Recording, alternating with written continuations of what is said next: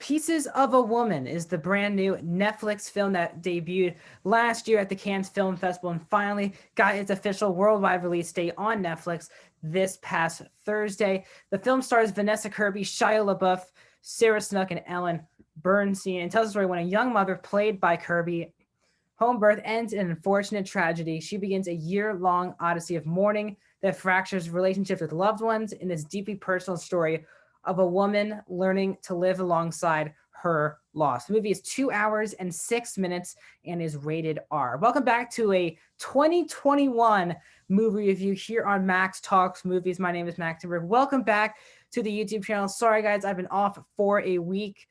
First of all, not a lot of content was released during the New Year's after Christmas. So for back in the groove, and this is the first movie that I have seen in 2021.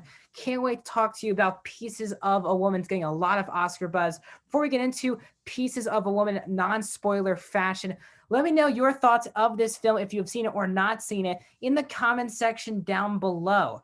If you have seen it, let me know. Is this one of your favorite movies of, well, is this one of your favorite, should this be nominated for the Academy Awards, especially Vanessa Kirby, who's getting a lot of love for this performance. If you have not seen this, if you've seen a trailer, what's the buzz you've heard about this film in the comment section down below. I really want to have a discussion with you guys. One of my main goals for 2021, getting a conversation with you guys, the audience, the fans, talk about movies. And that's why Max Talks Movies, not just to you guys on here, but also with you guys in the comment section. So the best way to do that is to comment down below. Also, please like this video. That's the best way to support this channel. If you want to follow me on social media, it's also in the description below. And let's get into this review. So Pieces of a Woman, I had a lot of buzz for this movie. Now, I saw no trailer for the film. I just saw a poster. I knew who the cast was, but I did not know the plot. And I obviously heard of the Vanessa Kirby award buzz heading into Oscar season. And if you know me very personally, you'll know that I am all into the Oscars. I watch everything Oscars, all of the films, all of the performances. It's one of my favorite things to do over the years, just watch all these Oscar films. So I was excited to finally get one. Obviously, we've had Ma Rainey and other films that have been Oscar baity for, like Trial of Chicago 7 to Five Bloods. But now we're into 2021, closing in on a month before the Golden Globe nomination. So we're heading into award season. And this is the first movie that I've seen in 2021.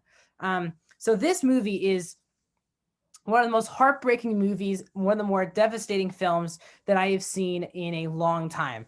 Now, is it depressing? You could call it depressing. The movie, I will say this, the movie really isn't going to be for everyone. At times, this movie is really, really tough to watch, seeing what unfolds between this unfortunate home birth with Vanessa Kirby and her husband, Shia LaBeouf. And this movie has a lot of tragedy and a lot of symbolism, and it's a really powerful movie a lot as well. Now, I got to talk about Vanessa Kirby right off the bat because she is getting the main buzz for this film. And does she deserve it? She absolutely does. This is one of the best female performances of the year and should be, and she is one of the headliners heading into award season for Best Actress. There's really 4 actresses. Frances McDormand in Nomadland, Carey Mulligan for Promising Young Woman, 2 films that I have not seen, but I have seen Viola Davis and Ma Rainey and Vanessa Kirby in this. And those are the 4 headlining actresses heading into award season. And I do think they're on the same page. Really, I've seen Kirby and Davis, both excellent. This might be even a stronger performance from Vanessa Kirby. Now, I have not seen The Crown. All my family has seen The Crown. They love her in it. I've seen her Mission Impossible, Fallout, and Hobbs and Shaw. And she really is a good actress, but this movie really showed why she is on a whole other level. A really heartbreaking performance where, you know, I'm a guy and I've never even gone through nowhere near what happens with this couple in this movie. You are kind of relatable. These characters is very authentic. That's the best compliment for this movie, is that this movie feels very authentic, not just with the performances, but the direction that was given. I haven't heard of this director before, but the movie is so well shot and so well acted is a big compliment. Vanessa Kirby is fantastic. And she goes through a lot during this movie. Obviously the tragedy with this, and then her not great relationships with her husband, with her mother, with her family itself, and how to move past something this tragic. They're a young couple. They're not really sure what the future, they thought they knew what the future held, but then that gets pretty much thrown away in the trash. And how do you bounce back from that? And I thought that movie handled this in such an authentic way that this movie did feel so real as well. And Vanessa Kirby is the biggest reason of that working. Also, Shia LaBeouf is fantastic in this movie as her husband, Sean. He also is going through a lot. He's had some alcohol problems in the film. And he's obviously a pretty controversial actor. We've heard him been fired on sets, but he's starting to make his way back into fans' loves with those two performances the other year, Peanut Butter Falcon and Honey Boy, even though I did not see any of those films. This is, for me, out of all the films I've seen Transformers and Holes and Fury, which I really think is an underrated performance of his. This is a really, really great performance from Shia LaBeouf, and him and Kirby have unbelievable chemistry. Even though they might not get enough screen time together, and I'll get to that in my negatives, he does deliver a really great performance. So does everyone. Ellen Bernstein is really good. Sarah Snook from Succession is in the movie. She's really good. One of the Safdie brothers, Benny Safdie, is in the movie as an actor. He's also very good. The acting is really great. As I said earlier, the production design, the cinematography, and the direction is all top tier stuff. The film is beautiful to look at. And I think what everyone's kind of talking about, if you've seen reviews of this film, is the first 30 minutes is basically just a one take, a simulated one take or an actual one take. It is easily the strongest part of the film. The first 30 minutes, woof, a lot happens in the first 30 minutes, and it's a one take.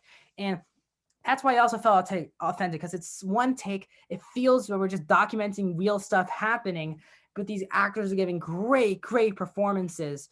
And the first 30 minutes really shook me up emotionally. And it was sometimes tough to watch the first 30 minutes of the film. Now, I don't think the rest of the film nearly holds up to what the first 30 minutes brought us. I also really love the last 20 minutes of the film, but I'm not a huge fan of the second act, and I'll get into that in a bit. But those are my compliments. As I move into my negatives with the film, the pacing is actually quite good. The 2 hours and 7 minutes, I didn't really feel that throughout the film, especially for this film that's pretty devastating, not depressing, but very sad. And sometimes it is a slow burn, but I didn't really feel that throughout the film. Some people are going to complain about that, and I know they will. But for me, it worked for me. For me, there's a little too many subplots that are added into the film. The main one that I didn't like was the subplot between Shia LaBeouf and Sarah Snook. Again, not going to give spoilers, but they have a subplot in the middle of the film that feels like you could have plucked it out of the movie and the movie would have been the exact same. It didn't really make a lot of sense why that subplot was added into the film. It felt very tacked on. And that scene where they had like a 10-minute scene together, it really pulled me out of the movie for that little bit. Not because Snook and LaBeouf are bad, but the subplot came out of really left field, and they didn't really go back to that subplot the rest of the movie. So, and there are some character decisions that they make with LaBeouf's character Sean that I wasn't the biggest fan of in the second act heading in towards the third act. Because the first 30 minutes, he's really fantastic. And then stuff's kind of happened and he makes some decisions that subplots and decisions that don't feel that necessary added onto the film.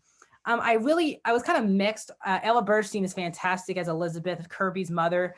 I felt she had a lot more to do and better stuff to do in the second half of the movie than the first half of the movie. It felt very generic in the first half of the movie, their dynamic, but then it came really authentic towards the end of the film. And again, for me, the film, as I said, there are some plots that really pull me out of the movie and don't really feel necessary, that didn't really help this movie out whatsoever. But as a whole, guys, Vanessa Kirby will be nominated and should be nominated at the Academy Awards and all these awards season. She deserves all of the praise. So does all the actors, the director, the cinematography. Howard Shore delivers a really good score in here. It's a very authentic, real movie that I think is tough to watch, especially where we're all in a lot of negativity. And it's a hard movie to watch and it's not for everyone, but it embraces what it's about. It's a very unique story that we don't get a lot in Hollywood. So I really respected this movie a ton and really, really enjoyed this film. So overall, guys, I'm going to give Pieces of a Woman an 84%, guys. Yep, that high. This will be 4 out of 5 stars for me. I can't go 4.5. There are too many subplots and character decisions that I didn't feel were that great. But as a whole, the movie's so well acted, so well shot that it's tough for me to degrade it that much. So 84% is where I'm going to be. I've heard that people said this is one of the best movies of 2020. If you saw it then, good for you. I really wish I was in your boat, but I can't quite get it there. But it is a really, really great movie that possibly would have been in my top 10 or just outside my top 10 of last year. But I did see this in 2021 because it's a Netflix release. So this does count as a 2021 movie for me. If it counts as a 2020 movie for you, let me know. Did you see it at Cannes Film Festival? Did you see it? Tell me all your stuff in the comment section down below. Do you agree with me? Disagree with me? Please like the video. Also, if you're new to the channel, I do movie reviews, TV show reviews, and streaming platform reviews. Please consider subscribing and ringing that bell for some notifications. Busy guys coming up. Dickinson season 2 starts tonight.